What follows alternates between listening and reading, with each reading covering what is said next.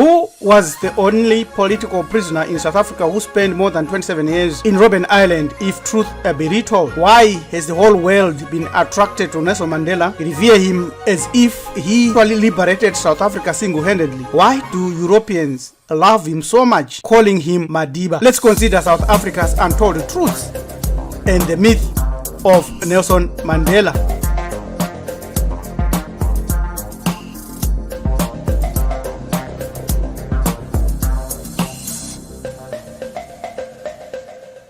The only political prisoner in South Africa who spent 27 years in Robben Island is not Nelson Mandela, as you have falsely been told to believe. Even in his own book, Nelson Mandela claims and says that he was released from prison end of March 1982 from the Robben Island prison, and after that he was transferred to Portsmouth prison on the mainland and spent a few months in hospitals and was sent to Victor Verster prison in December 1988, from where he was freed on 11 February 1990. In his own words, rumors about his death occurred in 1985 and an actor was then put in place. There are a number of factors, according to conspiracy theorists' argument, that an actor was put in place, and it is the actor who walked out of Portsmouth prison, and it was an actor who also negotiated constitutional changes in South Africa. And also, Winnie Mandela is said to have known the truth. That's why she was forced to divorce the fake Mandela when he came out of prison to protect the true identity. Johnny Clegg hinted in a song, Asimbonanga, we have not yet seen him. Asimbonanga, Mandela, Tina, we have not seen Mandela. It was released in 1987. Why are we commemorating 67 minutes of Madiba's day? Nelson Mandela was 67 years old when he was killed in 1985. So who was released from prison in February 1990? They then say is the actor. This is quite interesting indeed, because it is known that the war against apartheid went through ruthless offenses with military and paramilitary, using wild dogs, tear gases, guns, and intelligence, and so much violence that it is thought by most analysts that the actual Mandela died in that war, but that the South African government took advantage of that and replaced him with an actor. Apparently, the reason why people celebrate this 67 minutes on 18th of July is because Mandela died in 1985 aged 67. But even though he may not have died that year, the Mandela that went to prison and the Mandela that came out was not the same, because the Mandela that came out was a complete and total different person mentally. He was a Freemason, also an Illuminati, and the real Mandela may have passed on. The fact of his being a Freemason is so hidden, you have to dig a little bit deeper. We look here at the reflection report by the Freemasons themselves. Very secret, you have to hunt this very deeply. It goes on to say, our beloved brother was made worshipful master of Nelson Mandela Lodge, number 1000 for Soweto, South Africa. I ask that we take a moment and reflect on the life and sacrifices our brother made to improve the lives of the masses. He, without any hesitation or reservation, upheld the principles of our fraternity, brotherly love, relief, and the truth.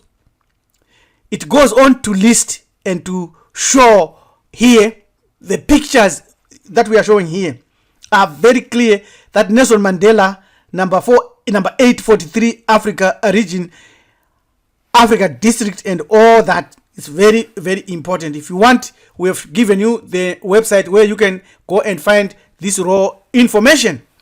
That the real Mandela may have died and replaced, or that the real Mandela became a Freemason, hides many secrets of South Africa's untold truths and the Mandela myth.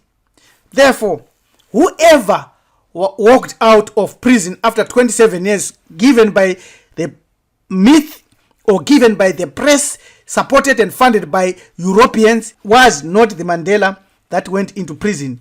Whatever happened to the Mandela who went into prison in 1964 is very clear.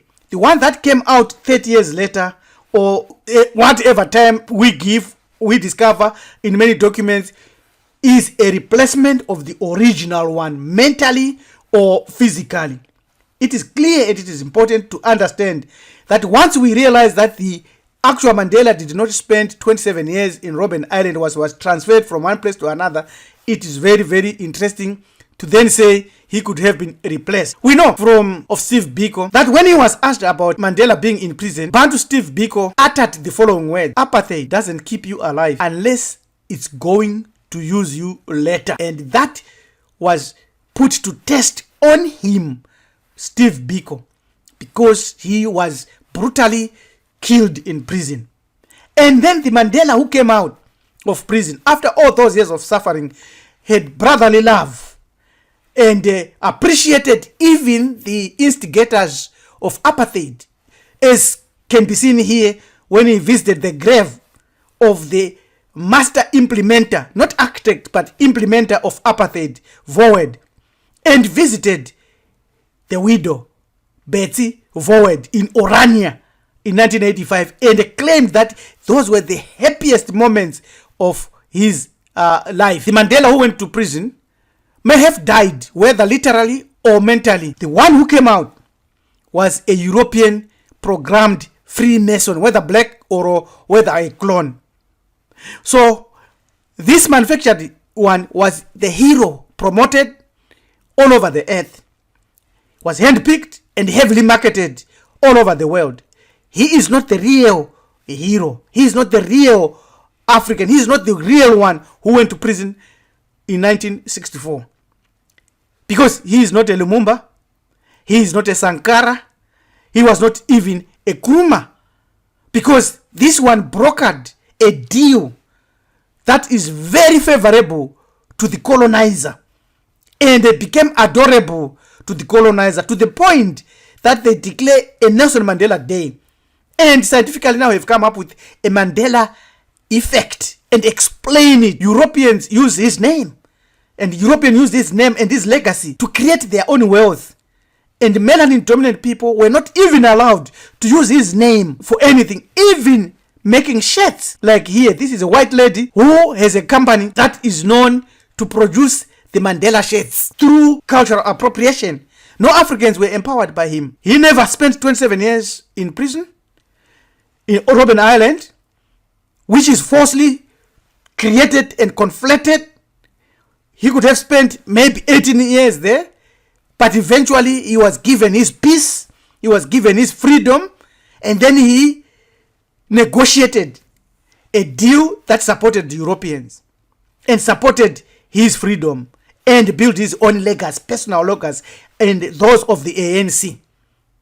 The one that was released in 1989 and later assassinated in 1980 is the person, it is the hero that we should celebrate and promote. Who was this hero who was released in 1989 after having spent 32 years in a prison? Again, when we test Steve Biko's assertion that apartheid doesn't keep you alive unless it is going to use you later, we know that on 17th April 1990, we were robbed of one of our greatest leaders, assassinated by the Afrikaners, as Steve Biko had postulated. He is the only prisoner, political prisoner in South Africa who spent 32 years in Robben Island, not Nelson Mandela. This is the hero. This is the man, Jafta Masemola. Nelson Mandela was released from the island in July 1982. We know that. But Jafta Masemola was released in 1989 after 32 years. He has been swept away and the masses conditioned to forget him because he has a message that is deadly, and he has a message that when you know it and when you remember it, the revolution will begin afresh. Of course, he was assassinated. He was a warrior, a member of the Pan-African Congress, the part that fought and the part that did wars, and warriors and soldiers and battles. We remember Kalabi Masemola Jafta, the tiger of Azania, who is South Africa's longest serving political prisoner and the founder of the Azanian People's Liberation Army, APLA, the armed wing of the PAC, also known as Brajef to many others. He was born at Bona Court near Pretoria on 12 December 1931 In 1958, he joined the African National Congress, Youth League, and later moved to the Pan-Africanist Congress in 1959 as one of its founding members. As a teacher, he intertwined his lessons with political education, thus influencing some of the children as well as his colleagues at this school. As a result, some of his pupils became members of the PAC when they got to high school and were later incarcerated with him on Robben Island in 1963. He is a forgotten warrior. Tag of Azania was assassinated mysteriously 6 months after spending over 32 years on Robben Island and other apartheid prisons, and will be remembered as a tireless and great organizer, a powerful speaker, disciplined, incorruptible, committed to fearlessly fighting for the freedom, and a selfless, straightforward, and uncompromising man. That is why the apartheid authorities feared and hated him, because he was not the type to be bought, the type to do their dirty business with. He was not amenable to them. He, just like Sobukwe and Motopeng, and many others such like him, like Chris Hani, died at the time when we needed them most. So it was strategic by the enemy so that they can overpower and put their plans in action. Here are some of the heroes that he groomed, that he trained, APLA commanders who were later assassinated, killed, and now destroyed. What the Tiger built in 32 years of his incarceration consisted of militancy, no negotiations. He also recognized everybody, including our mothers, our women, and knew that all we need to be free indeed, Elizabeth, is our land. That's why he cannot be promoted. Yes, we know that some of these South Africans that are there today, some of them that fought, specifically South Africa's Untold Truths and the Mandela myth, is created to build on that CODESA legacy. But we know and we have evidence that the Mandela who was in prison, you can see here on 25 May 1987, during their first top secret negotiations with P.W. Botha, Kobe Coetzee, and Neil Barnard, the prisoner, head of intelligence, the apartheid ruler, Peter Botha, and also Justice Coetzee, Minister of Justice, Constitution. Therefore, when we finish seeing this, we come to the Constitutional Assembly or negotiation CODESA, where Chris Hani walked away because he said he never signed to fight this war and went to war to fight so that they cannot have land. Therefore, he walked away. And we know that apartheid will use you or kill you if they cannot work or use or abuse you. It is clear that the battle is on. The recent elections in South Africa, the recent government put in place by Cyril Ramaphosa shows that ANC has been swallowed, has been taken. Our war has many fronts. The great war is yet to come. It is the mental war. It is followed by the war of appropriating our land. Land expropriation without compensation right in South Africa.